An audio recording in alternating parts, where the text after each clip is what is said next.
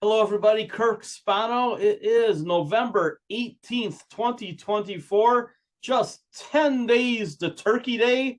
And I thank my lucky Thanksgivings for turkey and stuffing and pie and potatoes and sweet potatoes and all kinds of stuff. So, no matter what angst you have, because the world is changing, and whenever the world changes, we have angst, say thanks for something. Because really, when you think it through, people in most of the world would like to come here. Now, it's not everybody. There's great places around the world. There really is, but we got it pretty good here. And I think that the more we thank our luck that we are here in the world versus 100 other places, I think that you start to wake up to things aren't so bad and they're actually pretty good, and they're probably way better than we think they are, and we probably should not break it. So hopefully it doesn't get broken during the next 4 years. I just don't know. I am writing 2 articles for Seeking Alpha. One's going to be the potential upside of a Trump presidency, and the other one's going to be the potential downside of a Trump presidency.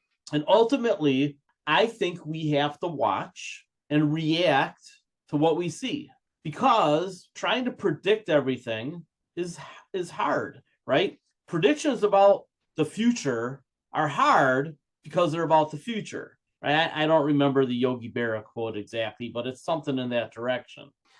And I've been trying to make the point all year that reacting to information is way more important than actually making super accurate or precise predictions about the future. At the company level, we certainly want to try to project out, knowing that we're probably going to be wrong 2 out of 5 times. But if we're right 3 out of 5 times, by being very selective and not speculating as much, then we should do very well, because in those 3 out of 5 that we get right, which is actually a very high percentage compared to the street, which is about 50-50, if we can ride our winners longer, if we can have the occasional AST Space Mobile, the occasional Rocket Lab, the occasional Palantir, the occasional NVIDIA, Tesla, man, we rode that for a while. If you can have the occasional big winner, even if everything else is near the index average, a little above, a little below, you're going to do very well if you avoid the big stinkers. So avoid the big stinkers, take your best shots at investments that can beat the market, maybe some of them by a lot because they have a little bit more execution risk or a little bit more uncertainty that you have to try to figure out and be smarter than the crowd. Or you have other positions where you think this should beat the index by a little, and the odds of it turning into a stinker are very, very low. And we'll talk about a couple of those today. So we'll really talk about both today.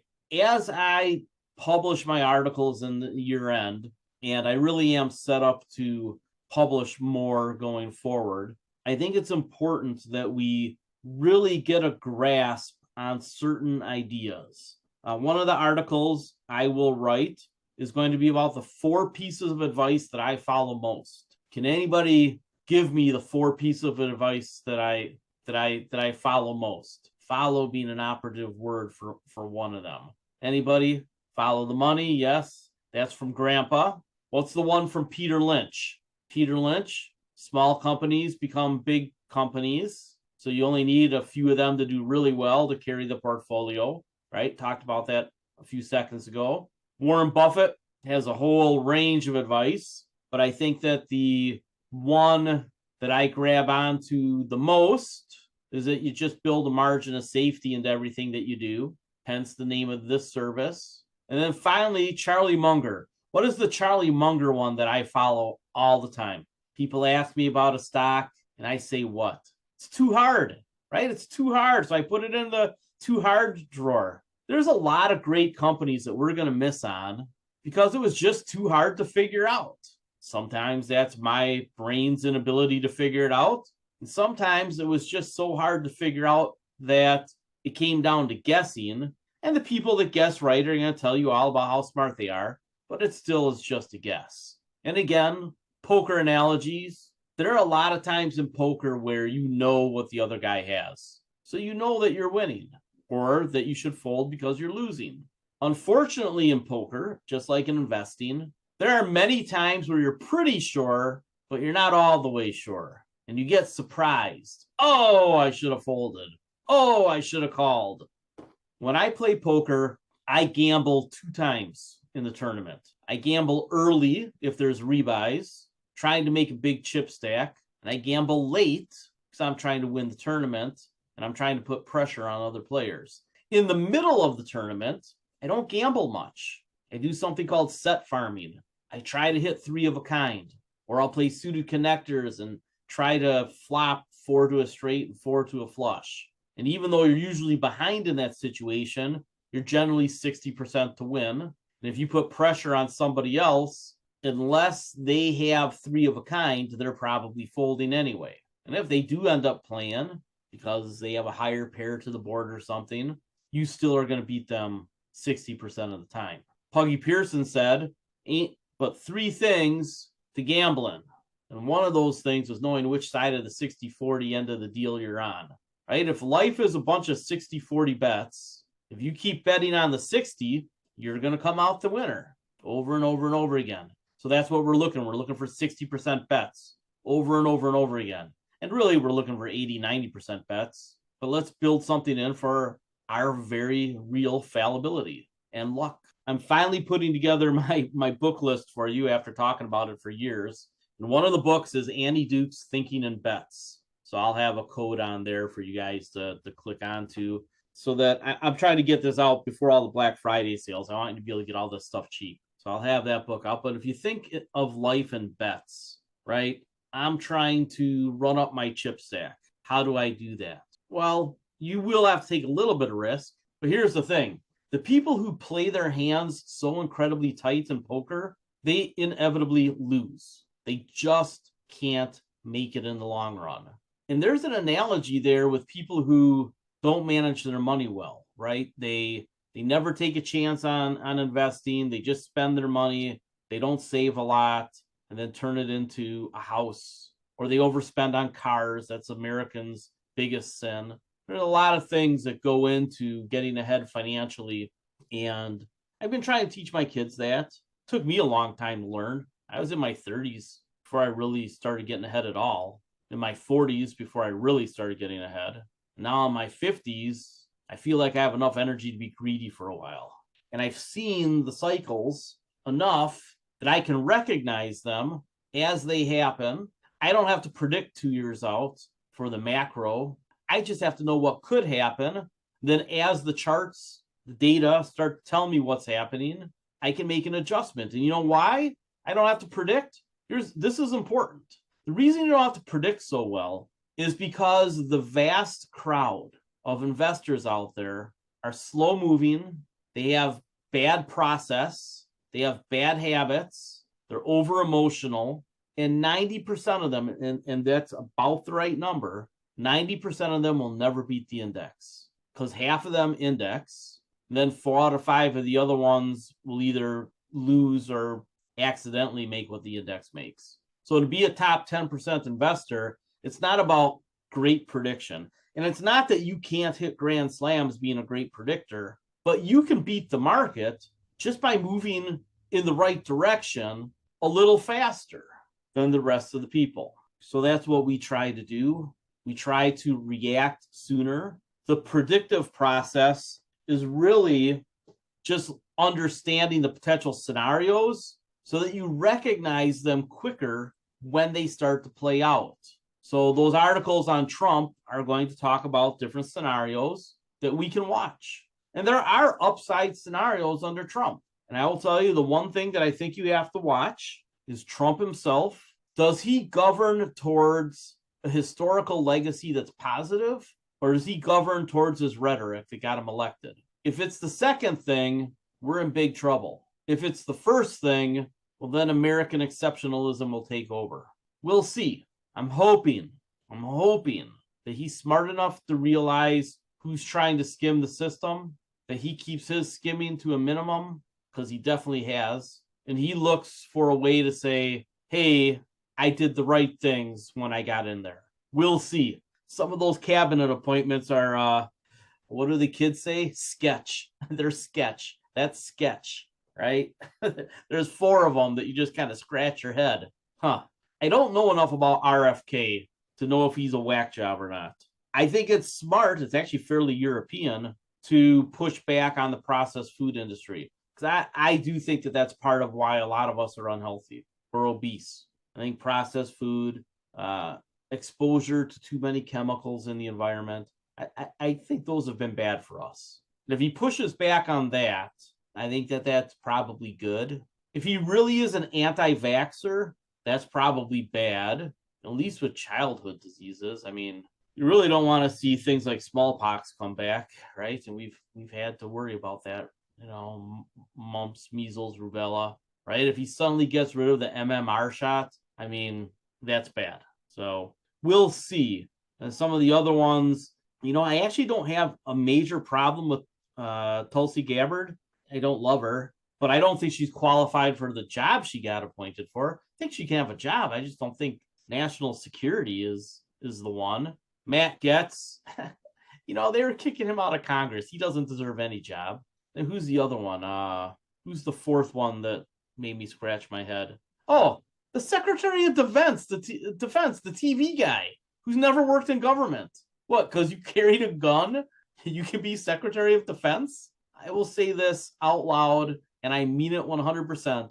I am more qualified to be Secretary of Defense than the guy that is nominated. So you better hope there are 4 senators. 4. There has to be 4 Republican senators. I think Mitch McConnell will be one, who will stand up to some of these ridiculously bad nominations because they have enough power to break things in a catastrophic way. So that's one of the scenarios that we have to watch. Do some of these inexperienced people, do they blow something up? Somebody says Mitch McConnell will roll. I don't think so. He's not running again.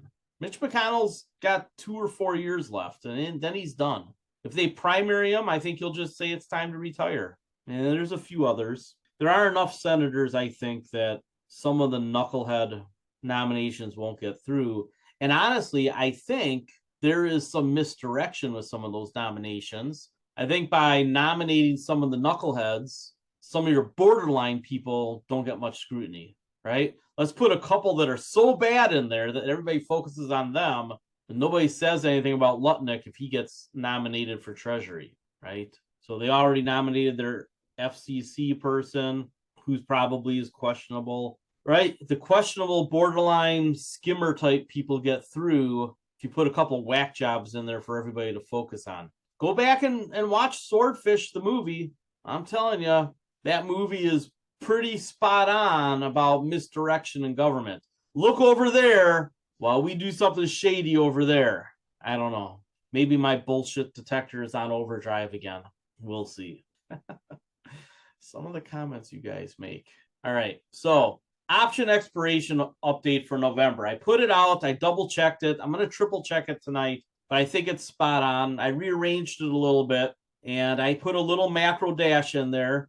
Just a little talk about how to position yourself. If you're very afraid of the risk that's potentially out there, then I like the idea of selling a lot of covered calls, which is not something that I've done in the past, right? I don't write covered calls, but maybe once or twice a year, whereas I write cash secured puts almost every month. So I write covered calls when I think there is a potential for a lull in the market.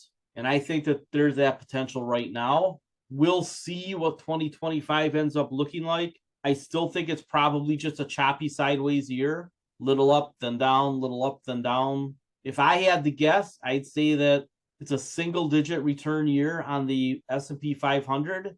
That's where I'm leaning right now. I want to see who the Treasury Secretary is because I think it makes a difference. But I do think that the big up year in the Trump administration, the 2 up years are going to be the second and third year, and they could be huge up years. And if we get the lull, the big run up, right, the blow off top, then what happens in 4 and 5 years depends on the big giant secular trend of demographics. It depends on, did we get inflation? It depends on, did we continue with the building boom in industry? And did we add to residential housing stock? But they can manufacture a rally on the combination of low interest rates with whoever succeeds Powell in a year, and deregulation, which is a license, historically speaking. I understand the theory, but the practice has been to pollute more and to do questionable M&A deals. So we'll see how that works out. But this is the third time, really the fourth time, because Trump 1.0 was the third time. But we have tried big tax cuts and deregulation under Ronald Reagan, which started the era of big deficit spending. Did it again under George W. Bush, and we got the financial crisis. Donald Trump did it again in his term, blew up the repo market, which was getting a bailout at the time that COVID hit, which disguised everything. And now he gets a redo. And there's only 4 years that he gets because he's not going to be able to change the Constitution on a third term unless he gets his Supreme Court to interpret it differently. Oh, it's 2 terms in a row, not just 2 terms, right? I can already hear the legal wheels turning. Oh, it's not, you can run more than twice. You just can't run more than twice in a row. I think that's what they're going to go for if he really wants to run again. But I'm counting on the McDonald's to get him eventually. We'll see. I actually want him to do well. I'm skeptical. So I'm skeptical. Color me skeptical. So anyway, Benjamin Netanyahu might bomb Iran. And Trump is very aligned with the Saudis and the oil industry. And Israel really doesn't want Iran funding terrorism anymore. And Trump, because there was basically a contract on his head from the Iranians, he doesn't want them to have money either. So Netanyahu might do the dirty work, and America might provide the protection. So we'll see. If they hit Iranian oil facilities, which I thought was going to happen during Trump's first term, if it finally happens, then you see oil and gas prices go up somewhere for between 6 months and 2 years. It's why I think 2025 might be the bad year, or at least the not so much year. And if you're afraid of those things, then dialing in your risk level a little bit, right, by holding a little extra cash, buying some of the intermediate term U.S. treasuries. So the iShares 3 to 7 year treasury bond ETF, IEI, is the one to buy because that is the rate they have to keep down so building can occur. Again, I cover this a lot, and for the new people, how long are building loans and then the first note on development? How many years? How long is a commercial loan? 5 years generally, correct? Some of them are 10, but commercial loans are not like mortgages where they're 15, 20, 30 years. So that intermediate term bond, right around 5 years, is the one to watch. Well, what about TLT? People ask me this quite a bit, and I give the same answer every time. TLT is recession insurance. I don't think we're on the verge of a recession. Not yet. We'll see. But TLT could have a whole nother leg down, potentially, as interest rates on the long end potentially go up if we get a whiff of inflation next year. If we get a whiff of inflation at some point, really any point, then the long end of the curve goes up and the short end goes up as well. Then eventually it inverts as people switch from the long end of the curve to get yield to the short end of the curve to get yield if they raise rates to 5% again on the Fed funds rate. I don't anticipate that happening. One of the arguments out there, the people who are like, oh, the Fed is printing money. Actually, for 2 years, they've been unprinting money, right? They've been unprinting money. That's what quantitative tightening is for 2 years. So all these knuckleheads about the Fed's printing money, they just don't really pay attention. They're just got talking points in their head that they got from somewhere that just aren't true. The Fed has been reducing its balance sheet for 2 years, sucking money out of the economy. The money that's in the economy that makes it still maintain its liquidity is from years past, and it's in private hands. And to get more of that into the economy, we need to build more stuff, from AI data centers to semiconductor factories to car factories to just domestic manufacturing, the nearshoring and onshoring of things that we encouraged executives to take overseas in the 80s, 90s, and 2000s because cheap labor got them big bonuses. And now it's been coming back since after 9/11, really, right? Because George W. Bush got really pissed. And the ball has been accelerating, and really accelerated under Biden. Record industrial expansion under Biden. And I believe that that continues through the end of the decade, give or take. And then if we get that boomer crisis, then we have to deal with it a different way. Then you have to try to help the whole world, because the America First thing, which I mentioned in a comment and I got yelled at, America First really was a fascist theme from the World War II era and slightly beforehand. And I think they do it because of the rhetoric, because of the populism, right? They use rhetoric to stir populism, get a vote. Most people don't know that it was bad, right? Somebody said, well, you're calling half of the population fascist. No, what I'm saying is that they don't understand. They have this idea in mind about what they want. They think this thing is what's going to get it for them. And I'll just say it's a toss-up at best. So when I build my portfolio and I want to rein in risk, I like to sell options. And I will sell cash secured puts versus outright buying stocks because I get to collect premium.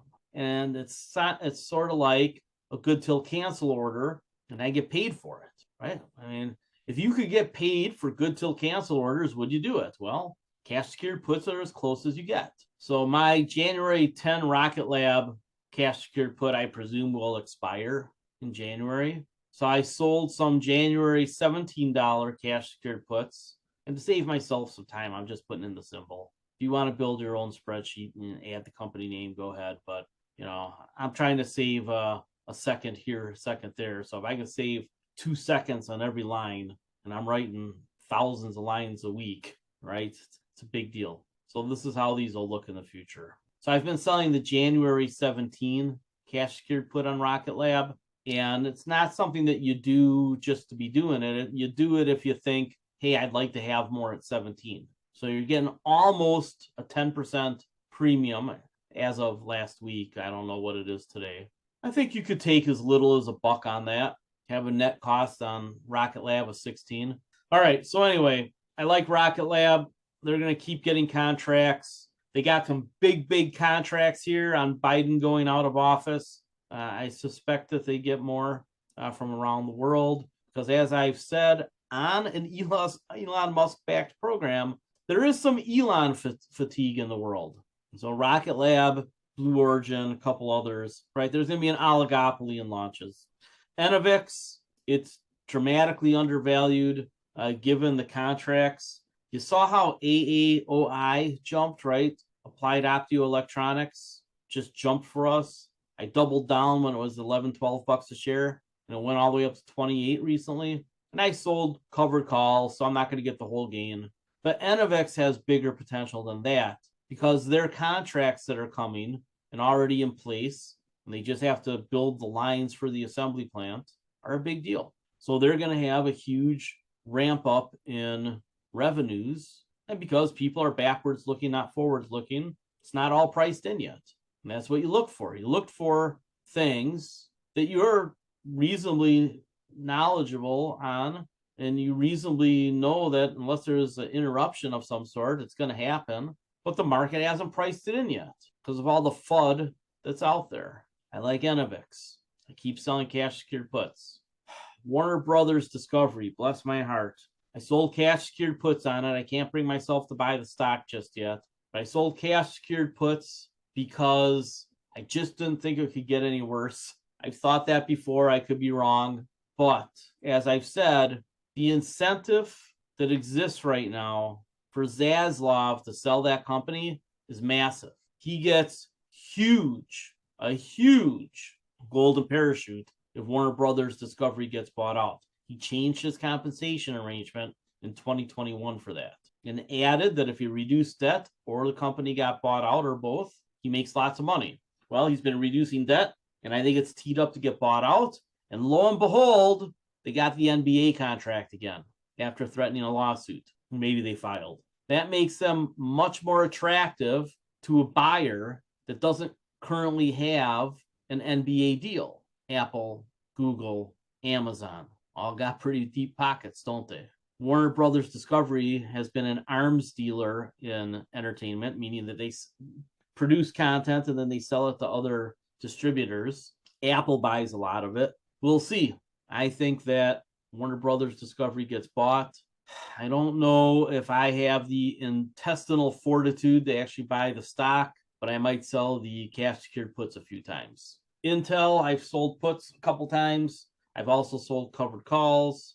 Occidental, I'm going to come back to Sirius. Occidental, right? A Berkshire Hathaway stock. I think probably Berkshire Hathaway is going to be revealed to be buying the shares right now. So the next quarterly report in January, I think you'll see because the stock stopped going down, right? And it ticked up a little bit. I think Warner Brothers is in, or I think Berkshire Hathaway is in there again. And then Sirius Satellite, another Berkshire stock. I've been selling puts on this one relentlessly. Oh, I do have an error here. That should be January. So I just keep selling the Sirius puts.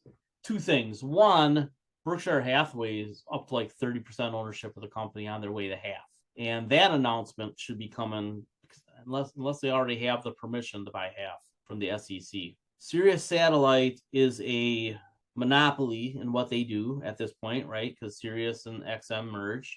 And their new technology allows for mapping and other location-based services. It's something like 85 or 90% of new cars are equipped with Sirius XM. They have contracts with virtually everybody. That makes them an interesting partner for Google Maps or Waymo if it's spun off. Because as we get the regulations written on robotaxis, that will probably coincide with a lot more companies being able to do at least geo-fenced robotaxis.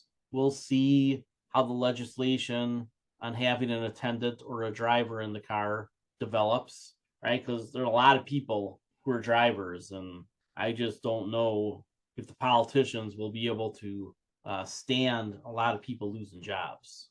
So the revenues at Sirius have been going up, the margins have been expanding, and I think there is some cross-purposing, some cross-selling that they can do.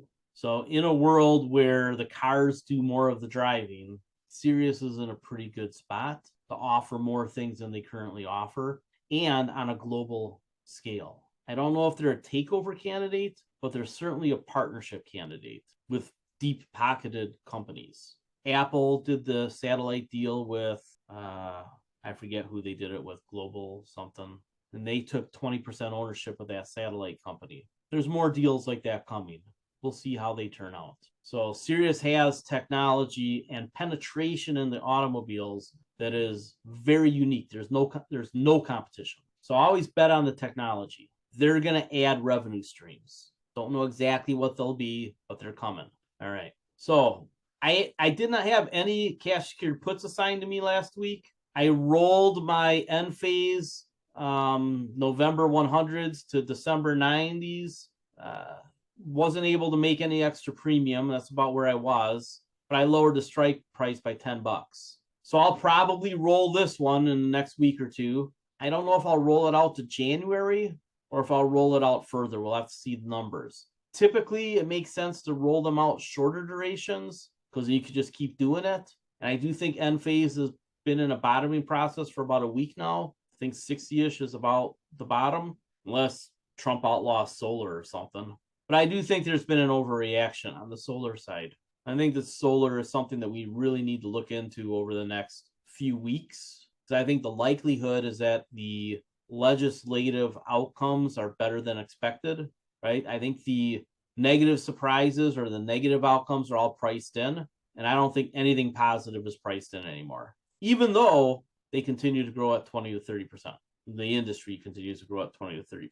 Cash secured put selling targets. Enovix, the $9 for $1. Sirius Satellite, so this is the one that should be up there. The January 25s for over $1. New Fortress Energy has been bottoming. I think that that's really, really nice. Rocket Lab, talked about that already. Warner Brothers Discovery.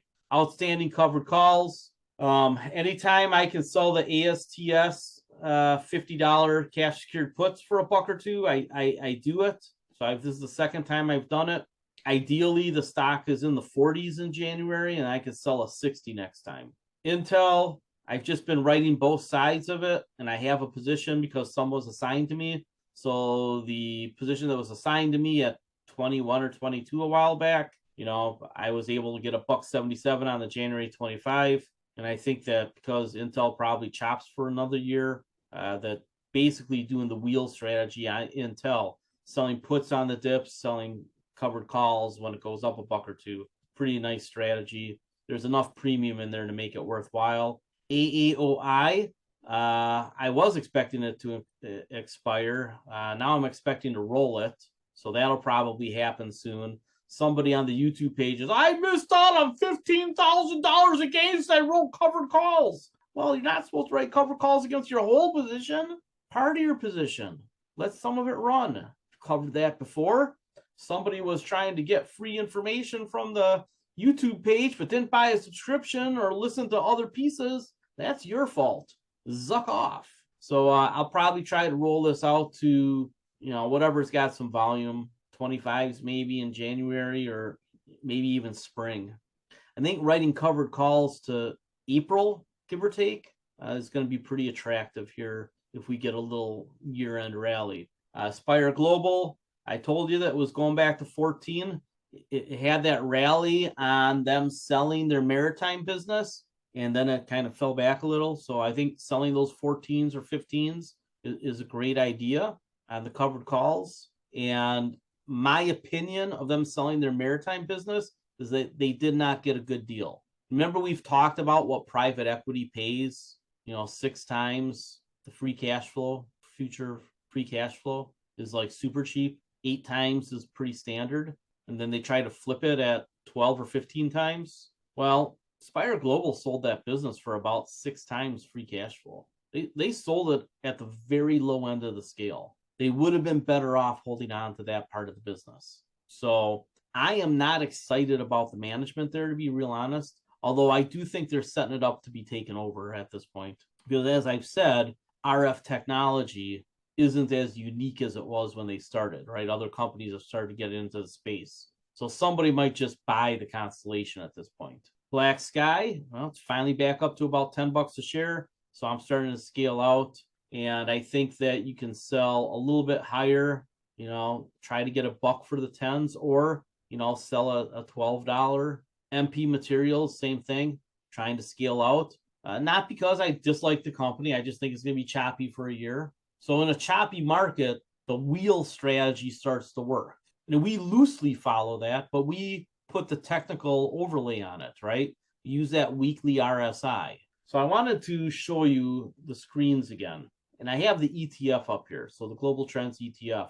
And we have all these funds with buy ratings, but what you really look for are inflection points. You want an oscillator buy rating before the other technical indicators and the moving averages start to say the same thing. So you want a divergence. That's what you're looking for. That's your inflection points. So let's take a look at the commodity index. On the weekly, it's in a range. This pitchfork here is the range. So got down to here, got up to here, and now it's chopping in the middle. If it's in the green, that's kind of normal. If it gets down here, it tends to become a buy. When it gets up here, it tends to become a sell. Not always, but generally.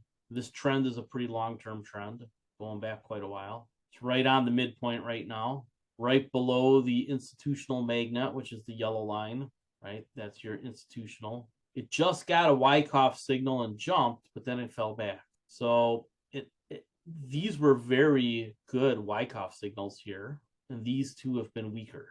What I would like to see is for this to come down into the red, and then we'd have a really obvious buying opportunity. What is in that index? Fuel oil, gasoline, oil, gold are the big holdings. So it could spike if there's a bombing in Iran.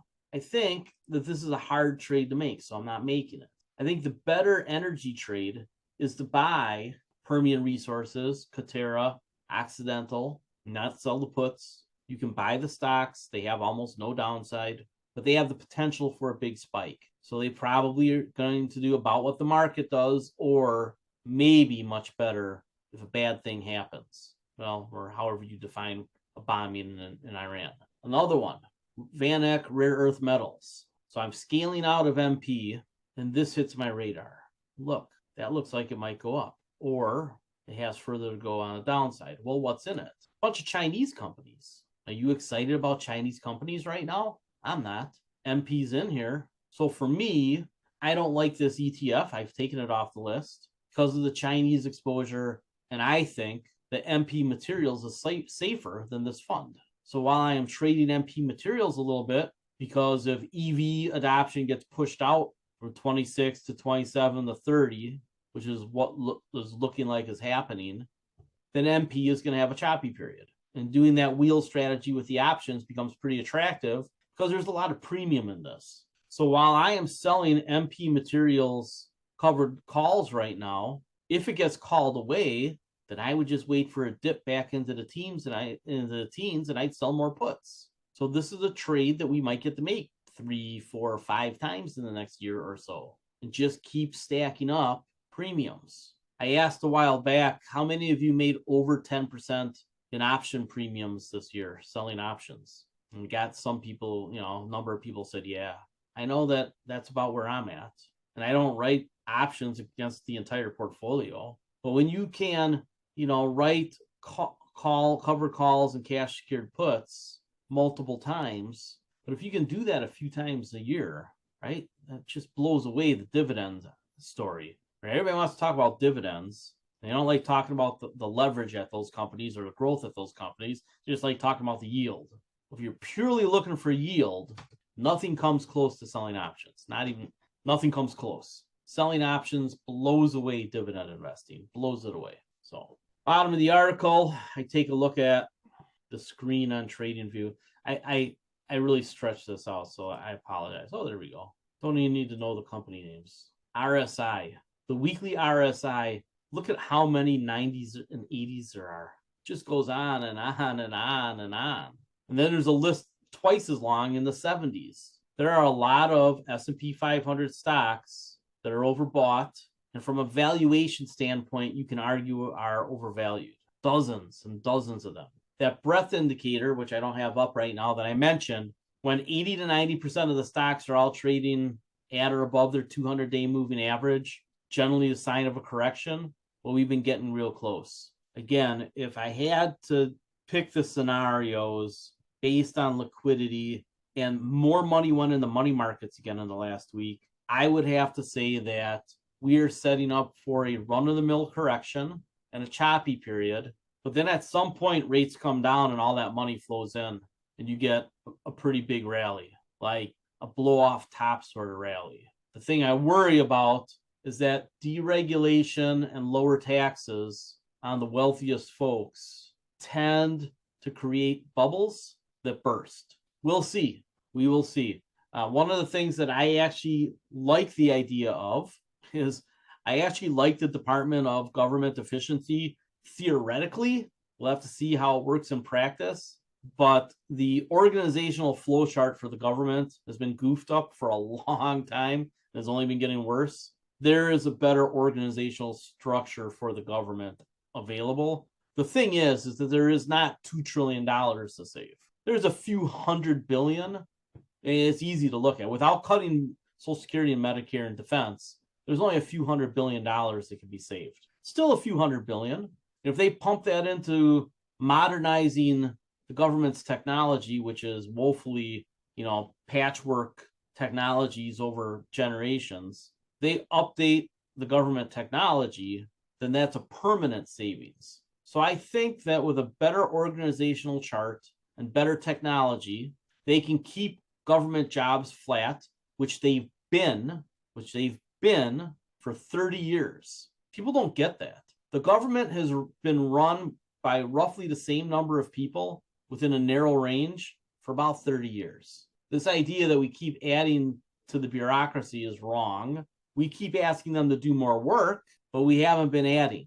So the population growth rate way exceeds the government employment growth rate. You can Google that shit. Or perplexity it if you're perplexed. Any questions about any specific holdings that you have for covered calls or cash secured puts? I ask every week. It'd be nice if you prepared a couple questions. Anyone? Bueller, Bueller, Bueller. All right. I guess I'll see you in chat. Oh, Robert Victor at the bell with Ford. I said that I sold Ford. I don't own Ford right now. Black Sky, I just showed you Black Sky right there. Looking to write covered calls on Black Sky. I don't think there's a ton of upside. LNG, Cheniere. I don't think Cheniere has any edge at this point. I think New Fortress Energy is a company that has an edge. You know, the thing that people don't understand about the LNG build out, and I've written about it and I've talked about it, so I'll talk about it again, is that there are enough projects already approved and under construction to double LNG exports over the next 2 years. The pause that's lasted about 7 or 8 months in new approvals was basically a breathing period to figure out how much we should be exporting. And if we remember our basic Econ 101 supply and demand curves, if we export a ton of natural gas, what happens to the price of gas at home? It goes up. It goes up at home, down abroad. It's not what we want. You need to find balance. Just building out more LNG facilities is not going to be balanced. I don't know if LNG has the same discipline as the oil guys have developed. We'll see. It's a scenario that we should be aware of, that they might overbuild, and that'll screw up LNG exports and prices. But NFE, New Fortress, is kind of insulated from that because they're not the typical build a giant plant with a train type company for LNG. They're a modular company, and you can basically slap it up in the ocean next to your well where you've been flaring off the natural gas. Plus, new LNG plants would take 5, 6, 7 years to get built. So even if they get approved in 25 and 26, by the time they get the permits and the financing, it'll be 28, 29, breaking ground around 2030. And by then, you might have a new administration that's not Republican. And they say, hey, you know, if we export more natural gas, that's going to be a problem for us here at home, right? You just can't forecast 5 years out, 6 years out.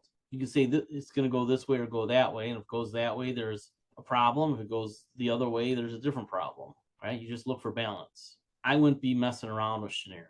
Somebody mentions that there's a lot of deals on Fords. There are. So I'm looking to lease a car for 3 years, and I don't need a lot of mileage. I just need a car because my Uber bill has been $300 to $400 a month, and you know, at that point, you might as well just pay for your own car. Although I gotta admit, I like just getting driven around. Yeah, I've been looking at the Mach-E because I like the idea that they will put the charger in my house. So I'm actually going to talk to a Ford dealership. I might get a Mach-E and have them put the charger in the house, right? That'll increase the value of my condo. And then, then the 2 days a week that I need to drive, I'll take the Mach-E out and it kind of drives itself. It's almost like a Tesla Model Y.